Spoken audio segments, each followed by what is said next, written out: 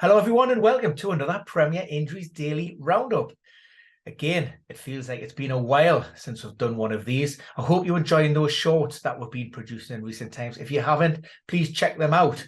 It's your quick 60-second snapshot of some of the latest and breaking injury news. Now, back to this week. We've obviously had the FA Cup third round fixtures. We've still got Arsenal to play this evening. Emile Smith-Rowe is hoping to make his long-awaited return following groin surgery. Once fully up to speed, then potentially Gabriel Martinelli's place comes under threat, or at least it could be restricted minutes, or alternatively, Eddie Nketiah as a Brazilian could also play centrally. Now, for this week, Carabao Cup, we've already heard from Eddie Howe and Brendan Rodgers. We'll stick with my team first. Newcastle were much changed at Sheffield Wednesday at the weekend. Eddie Howe prioritising seemingly this competition and also the Premier League. We don't have a great deal of strength and depth within that United squad. So we went down to Sheffield without the likes of Nick Pope and Callum Wilson, Fabian Shaw. We're expected to be full strength on Tuesday evening. The only question mark that we have, which you knew, is Alan Saint-Maxim. He missed that game because of a virus. He did return to the training ground on Monday. We're waiting to see where he is in terms of his fitness, although we know he isn't 100% following those ongoing hamstring issues. For the visitors, Leicester, basically it's going to be the same squad as last weekend. James Maddison, he's been assessed on a daily basis, but there's still no time frame on his return, potentially ahead of game week 20. Kieran Dewsbury Hall is the only player that's closing in on a return. He's expected at the training pitches on Friday, and a decision will be based after that. Samari is around about 4 to 6 weeks. Dennis Pratt, he is training, but that's non-contact. That's a hip injury that he's picked up, or hip and rib injury that he picked up against Newcastle with a challenge with Joe Linton. Elsewhere within the Carabao Cup competition, we have Forest, Wolves, the Saints and Manchester City all coming on Wednesday. We'll have press conference updates from those. And on Thursday, we have Fulham versus Chelsea.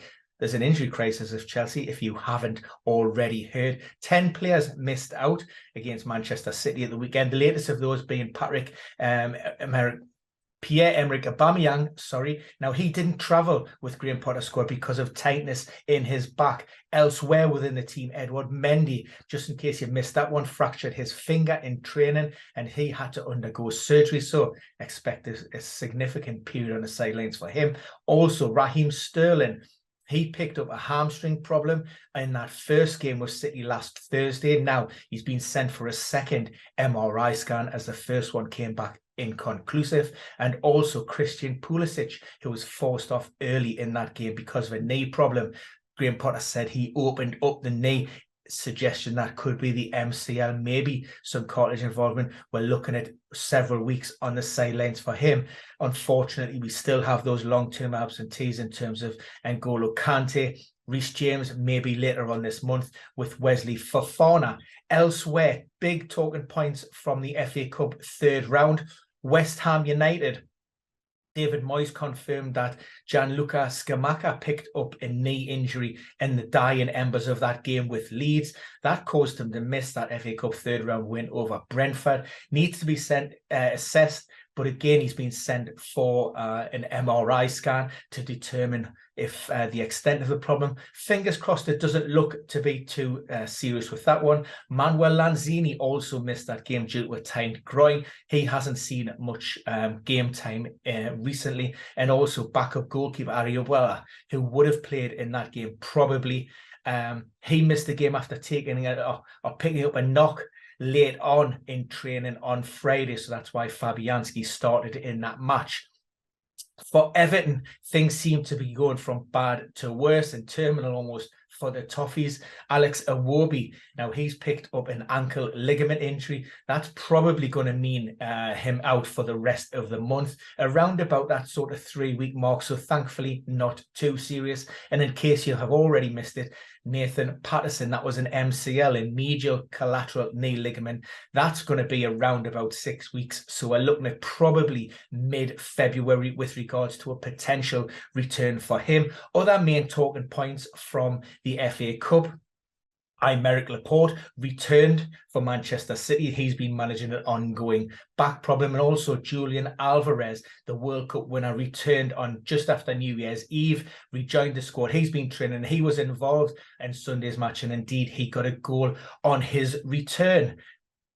For Liverpool, we did hear that Roberto Firmino was back in training ahead of the Brentford game, but unfortunately it wasn't anywhere to be seen in that matchday squad, and indeed wasn't involved in the FA Cup either. Also, a similar situation for James Milner. Now, either Jurgen Klopp is being uber protective over the two, or there's been some kind of setback, or both players are just taking a little bit longer than initially anticipated. Jordan Henderson was back following that concussion, went through the protocols okay, no problems there. And also Cody Gakpo, he was involved for the first time. Surprising that he got a start, but a great one in the FA Cup.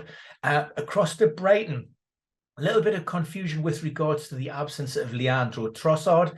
Now, initially, The Athletic broke a story that Zerba was not happy with his output on the training pitches or in games, and indicated that if you're not willing to give me 100%, then you're not going to be involved. That was pre-match. After the win at Middlesbrough, he came out and he said that it was an actual calf problem that stopped him from training on the Friday. So make of that what you will. Either way, Trossard looks to be slipping down the pecking order. Even Ferguson, he started the last two. We also seen the return of Adam Webster and Danny Welbeck after recovering from the muscle problems that they picked up against Aston Villa in Dubai.